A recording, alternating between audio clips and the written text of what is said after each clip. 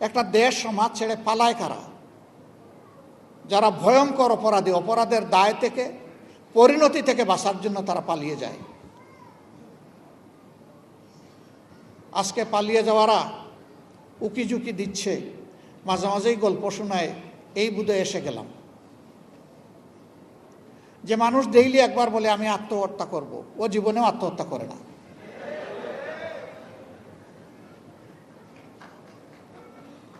আর যে বীর যুদ্ধের ময়দানে লড়ে যায়, সে বলে না যে আমি একজন বীর যোদ্ধা, বরঞ্চ জাতি বলে যে সে একজন বীর যোদ্ধা। এত সাহস তাহলে গেলেন কেন?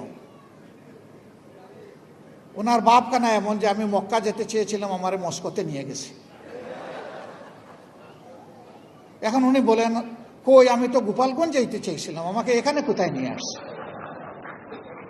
অথচ এখন সব কিছু বের হয়ে আসছে। 3 দিন আগ থেকে পেরেশান হয়ে সেভারেল ফোন গিয়েছে পাশের দেশে, তাদের কাছে সাহায্য আশ্রয় চাওয়া হয়েছে। 3 তারিখ থেকে এটা শুরু হয়েছে, 3, 4, 5 3 দিন।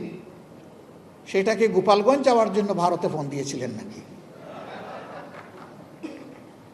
এই কপটতা, জাতির সাথে এই তামাশা, এটা জাতি আর দেখতেও চায় না, শুনতেও চায় না। পাশের দেশ দাবি করে তারা আমাদের সবচেয়ে বড় বন্ধু। তো সবচেয়ে বড় বন্ধু হয়ে বাংলাদেশের সবচেয়ে বড় কিলারকে আপনারা বুকে জায়গা দিচ্ছেন কেন? সুযোগ জায়গা দেন নাই। আপনারা সমস্ত কূটনৈতিক শিষ্টাচার এবং 2 রাষ্ট্রের পারস্পরিক সম্পর্ককে বুড়ি আঙ্গুল দেখিয়ে তাকে ইন্টারন্যাশনাল জার্নাল কোয়ালিশনের সামনে আপনারা হাজির করে তাকে বক্তব্য রাখার সুযোগ দিয়েছে। আমরা তার নিন্দা জানাই। কাজ করবেন শত্রুর গালবরা, বলবেন আমি বন্ধু। বাংলাদেশের মানুষ এত বোকা না। অপার থেকে মাঝে মাঝেই হুমকি দমকি দেওয়া হয়, আমরা কাউকে হুমকি দিতে চাই না। যে রাখাল ছেলে রাতের বেলা তার গরুগুলো আনতে গিয়ে বা পশুগুলো আনতে গিয়ে খোলা মাঠে একা পড়ে যায়, তখন দেখবেন যে খুব উচ্চ স্বরে সে গান গায়। এটা গান শোনানোর জন্য নয়, বয় তাড়ানোর জন্য।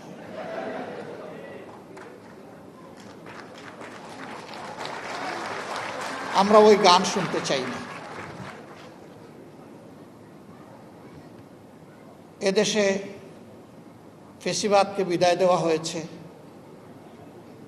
আমরা নতুন কোনো ফেসিবাদ আমরা দেখতে চাই না। তবে ফেসিবাদ একটা ভাইরাস, এটা কোনো ব্যক্তি নয়, ব্যক্তির গায়ে বসে। এটা এই ভাইরাস যাকেই পাবে তাকে ফেসিবাদী বানায় ছাড়বে। তাহলে কথাটা ভুল। ফেসিবাদ বিদায় নেয় নাই, ফেসিবাদীরা বিদায় নিয়েছে, ফেসিবাদে আক্রান্তরা বিদায় নিয়েছে।